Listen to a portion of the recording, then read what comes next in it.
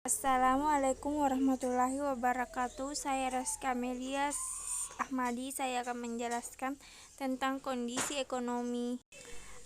Pengaruh pertumbuhan ekonomi terhadap bisnis. Pertumbuhan ekonomi yang kuat. Ketika pertumbuhan ekonomi lebih kuat dari yang biasanya, maka total tingkat pendapatan dari para pekerja relatif tinggi, sehingga terdapat volume pengeluaran yang tinggi untuk barang dan jasa.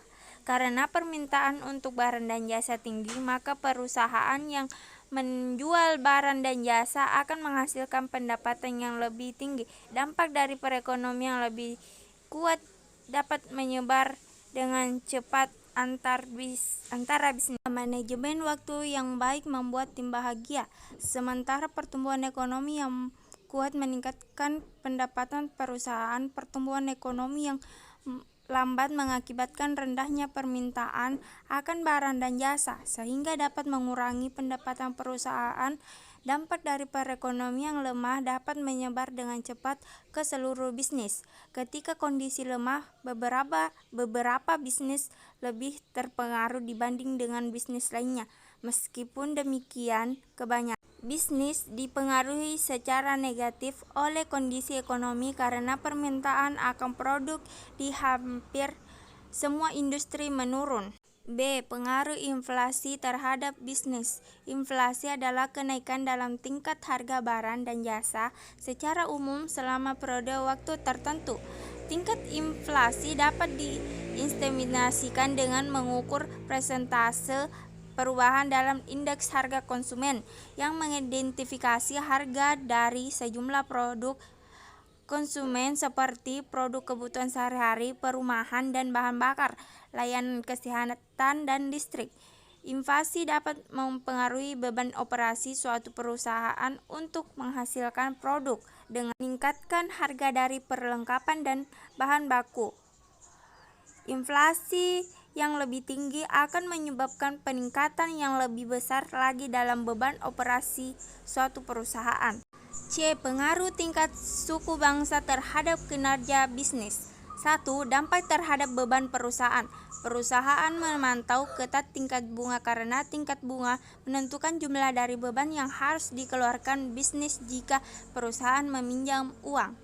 2. Dampak terhadap pendapatan perusahaan. Beberapa produk yang dijual oleh perusahaan pada umumnya dibeli secara kredit. Ketika pelanggan membeli mobil baru, pelanggan boleh memberi uang muka dengan jumlah yang kecil dan memperoleh pinjaman untuk memperoleh sisa harga pembeli. Pembentukan harga pasar. 1. Skedul permintaan untuk suatu produk. 2. Skedul penawaran untuk suatu produk. 3. Hubungan antara permintaan dan penawaran. 4.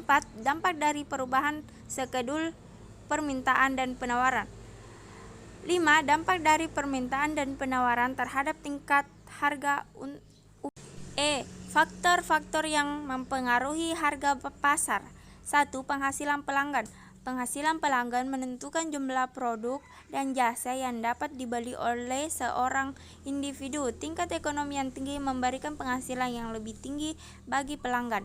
2. Referensi pelanggan. Ketika preferensi atau selera pelanggan untuk produk tertentu berubah, maka kuantitas permintaan akan produk tersebut oleh pelanggan dapat berubah. 3. Beban produksi. Faktor lain yang dapat mempengaruhi harga keseimbangan adalah perubahan dalam beban produk.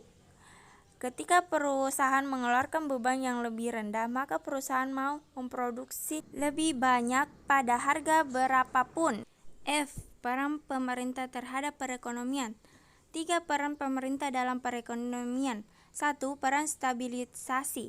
Peran stabilisasi diartikan sebagai fungsi pemerintah yang berperan untuk menciptakan kestabilan di bidang ekonomi, sosial, politik, hukum, pertahanan, dan keamanan. Peran stabilisasi dapat disebut pula sebagai peran regulasi atau regulator. 2. Peran alokasi adalah peran pemerintah dalam menyediakan barang dan jasa yang dapat dipergunakan atau dimanfaatkan oleh masyarakat. 3. Distribusi ialah peran pemerintah untuk mengurus pemerataan distribusi pendapatan masyarakat. Hal ini dilakukan agar daerah tertentu di suatu negara tidak mengalami kesenjangan akibat tidak meratanya distribusi pendapatan masyarakat.